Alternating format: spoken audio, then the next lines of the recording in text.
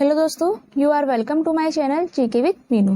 दोस्तों, अभी मैं आपको मौर्यकाल पढ़ा रही हूँ और इस टॉपिक को मैं कंप्लीट करवाऊंगी। जैसे कि जितने भी टॉपिक्स अभी तक मैंने आपको पढ़ाए हैं वो कंप्लीटली ही पढ़ाए हैं और इसी टॉपिक को मैं आपको कंप्लीट करवाऊंगी। फर्स्ट ऑफ ऑल मैं जो टफ टॉपिक्स है मौर्यकाल के उनको आपको पढ़ा रही हूँ, क्योंकि हम टफ और ईजी को मिक्स नहीं कर सकते। टफ को हमें अलग से याद रखना पड़ेगा ताकि जीके हमारे लिए ईजी हो।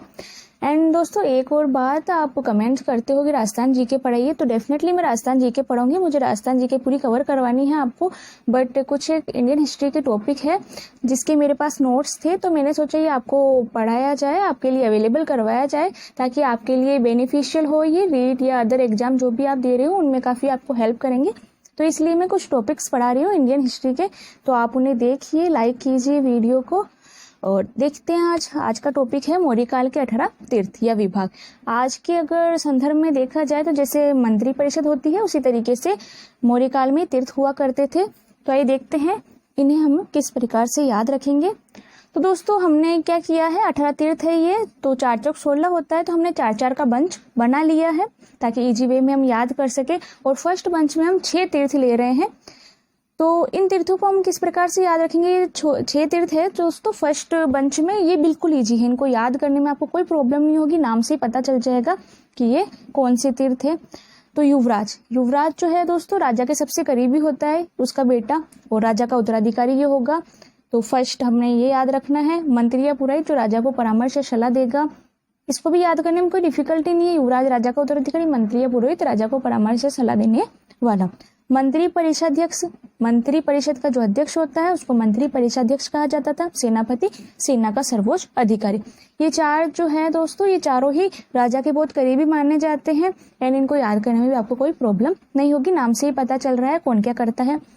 एंड अब 5वां है नागरिक, नगर का सर्वोच्च अधिकारी, जनगणना करने वाला अधिकारी। नागरिक, नगर का सर्वोच्च अधिकारी, इसी के साथ आपको याद रखना है ये जनगणना करने वाला प्रमुख अधिकारी था और ये बहुत इंपॉर्टेंट है दोस्तों, आपको इसको याद रखना है। नागरिक जनगणना करने वाला अधिकारी था। और इसी के साथ आपको याद रखना है प्राचीन भारत में सर्वप्रथम जनगणना मौर्यकाल में की गई। तो इस प्रकार से नागरिक क्या हुआ, जनगणना करने वाला अधिकारी, मोस्ट इंपॉर्टेंट है, याद रखना है आपको। अब आता है 6ठा दुर्गपाल, तो नाम से ही पता चल रहा है दुर्गों का रक्षक। तो इस प्रकार से फर्स्ट बंच में हमने ये 6 रखे हैं। अब हम नेक्स्ट जो 3 बंच है उसमें 4-4 तीर्थ याद करेंगे। तो आइए देखते हैं। 7वां जो है समाहर्ता, समाहर्ता नाम से ही पता चल रहा है समाहित करना, इकट्ठा करना, संग्रह करना। तो ये क्या करेगा, किसका संग्रह करेगा, राजस्व का संग्रह करेगा। जो भी राजकोष में जो धन संपदा है उनका संग्रह करेगा, राजस्व संग्रह करता इसको कहा गया है। तो ये भी नाम याद करने में आपको कोई डिफिकल्टी नहीं है। अब नेक्स्ट है सन्निधाता, जिसको कोषाध्यक्ष कहा गया है। तो दोस्तों हम देखें पिक्चरों में आता है सन्नी देओल, जिनका 2.5 किलो का हाथ होता है। 2.5 किलो का हाथ किसी पर लग गया तो उसकी तो टाटा फीस। तो इस प्रकार से मजबूत आदमी को कोष का कोषाध्यक्ष बनाना होगा ताकि कोष की सुरक्षा हो सके, भाई हमारे धन संपदा की सुरक्षा हो सके। बॉडीगार्ड तो अच्छा रखना होगा, तो इस प्रकार हमने बॉडीगार्ड किसको बनाया है, सन्नी देओल को। तो इससे हमें याद रखना है सन्नी देओल, इट मीन सन्निधाता क्या होता था, कोषाध्यक्ष होता था, कोष की सुरक्षा रखता था, कोषाध्यक्ष होता था। अब है 9th प्रदेष्टा। तो प्रदेष्टा से हमें याद रखना है ये फौजदारी मामलों का मुख्य न्यायाधीश था। प्रदेश में फौज, तो आप ये वर्ड याद रख सकते हो, प्रदेश में फौज, राज्य में फौज, तो प्रदेष्टा फौजदारी मामलों का मुख्य न्यायाधीश। अब 10वां है व्यवहारिक, दीवानी मामलों का मुख्य न्यायाधीश। तो आप इस तरीके से इसको याद रखोगे कि जो भी व्यवहार में अच्छा होगा उसके सब दीवाने होंगे, और हमें नेचुरली जो व्यवहार में अच्छा होता है उसी के पास जाने का मन करता है, उसी के हम दीवाने हो जाते हैं। तो जो व्यवहार में अच्छा होगा उसी के हम दीवाने हो जाएंगे। अब है नेक्स्ट 11 नायक।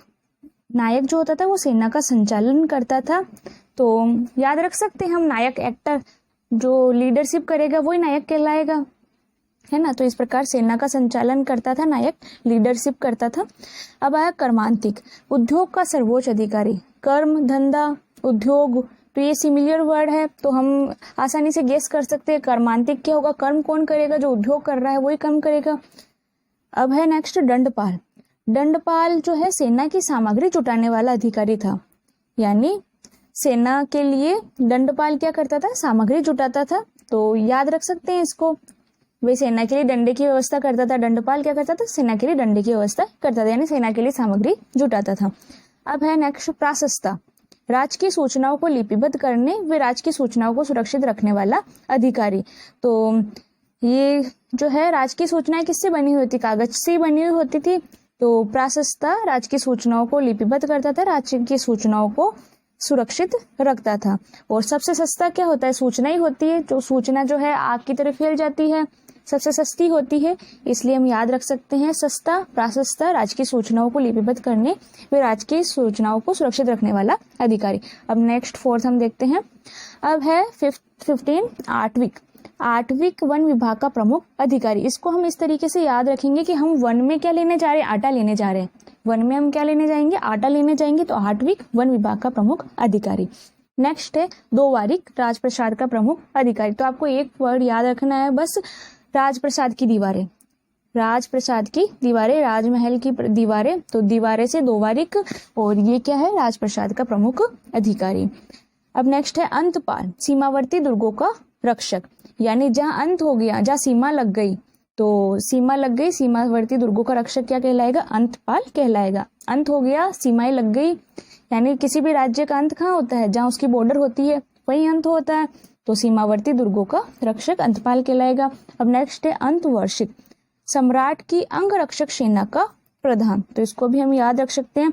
अंतवर्षिक से अंगरक्षक, अंगरक्षक सेना का प्रधान, सम्राट की अंगरक्षक सेना का प्रधान क्या कहलाएगा, अंतवर्षिक कहलाएगा। तो इस प्रकार से दोस्तों ये 18 तीर्थ है, इनको हम इस तरीके से इजी वे में याद रख सकते हैं। मैंने इसके लिए कोई ट्रिक नहीं बनाई है, कोई नीड नहीं है ट्रिक की, क्योंकि ट्रिक की अधिकता भी बेकार होती है दोस्तों। ट्रिक की जहाँ जरूरत हो वही अपने को यूज रखना चाहिए, क्योंकि ट्रिक भी काफी हेल्पफुल होती है, रिमेम्बर कर सकते हैं ट्रिक से हम थिंग्स को। तो इसको हम इजी वे में इस तरीके से याद रख सकते हैं। हमें जो 18 है तीर्थ, उनको 4-4 के बंच में याद रखना है। पहले में हम 6 ले लेंगे तीर्थ, और नेक्स्ट में 4-4 तीर्थ लेंगे। तो 6 तीर्थों में सबसे पहले हम देखेंगे राजा का करीबी कौन है, युवराज है, जो कि ये राजा का उत्तराधिकारी है। फिर उसके बाद में मंत्री या पुरोहित, जो राजा को परामर्श सलाह देने का काम करेगा। फिर उसके बाद में मंत्री परिषदाध्यक्ष, जो मंत्री परिषद का अध्यक्ष होगा। फिर सेनापति, जो सेना का सर्वोच्च अधिकारी होगा। फिर उसके बाद में हम नागरिक ले लेंगे, जो कि नगर का सर्वोच्च अधिकारी है। एंड जनगणना करने वाला प्रमुख अधिकारी भी नागरिक ही है। फिर उसके बाद नेक्स्ट हम क्या लेंगे, नागरिक के बाद ले लेंगे दुर्गपाल, जो कि दुर्गों का रक्षक है। तो इस प्रकार से ये 6 का बंच हो गया। फिर हम 4 जो है उसके आगे के समाहर्ता, सन्निधाता, प्रतिष्ठा, व्यवहारिक। समाहर्ता समाहित करना, संग्रह करना, राजस्व संग्रह करता। सन्निधाता मीन्स सन्नी देओल को हमें क्या बनाना है, कोषाध्यक्ष बनाना है। तो सन्निधाता कोषाध्यक्ष। प्रतिष्ठा, प्रदेश में फौज बुलानी है, तो प्रतिष्ठा फौजदारी मामलों का मुख्य न्यायाधीश। व्यवहारिक यानी दीवानी मामलों का मुख्य न्यायाधीश, जिसका व्यवहार अच्छा है उसके सब दीवाने हैं। नेक्स्ट नायक, लीडरशिप जो करता है, सेना का संचालन जो करता है, वो नायक कहलाएगा, हीरो कहलाएगा। कर्मांतिक, उद्योग का सर्वोच्च अधिकारी, जो कर्म करेगा वो उद्योग धंधे करेगा। दंडपाल, सेना की सामग्री जुटाने वाला अधिकारी, सेना के लिए डंडे, मतलब सेना के लिए डंडे बरसाने या सेना को डंडे उपलब्ध करवाने वाला अधिकारी। तो दंडपाल सेना को सामग्री जुटाने वाला अधिकारी। सस्ता क्या होगा, सूचनाएं सस्ती है, आग की तरह फैलती है, एक से दूसरे के कान में, दूसरे से तीसरे के कान में। तो सबसे सस्ती सूचनाएं हैं। राज्य की सूचनाओं को लिपिबद्ध करने व राज्य की सूचनाओं को सुरक्षित रखने वाला अधिकारी। अब नेक्स्ट क्या है, आठविक। वन में अपने को क्या लेने जाना है, आटा लेने जाना है। दोवारिक, राजप्रसाद का प्रमुख अधिकारी, यानी राजमहल की दीवारें। दोवारिक, राजप्रसाद का प्रमुख अधिकारी। अंतपाल, अंत कहाँ हो जाता है, जहाँ सीमा लग जाती है, बॉर्डर लग जाता है, तो सीमावर्ती दुर्गों का रक्षक। अंतवर्षिक, तो ऐसे ही अंगरक्षक, सेना का प्रधान। तो इस प्रकार से दोस्तों 18 तीर्थों को हमें याद रखना है। आई होप आपको इजी वे में याद हुआ होगा। थैंक यू सो मच दोस्तों।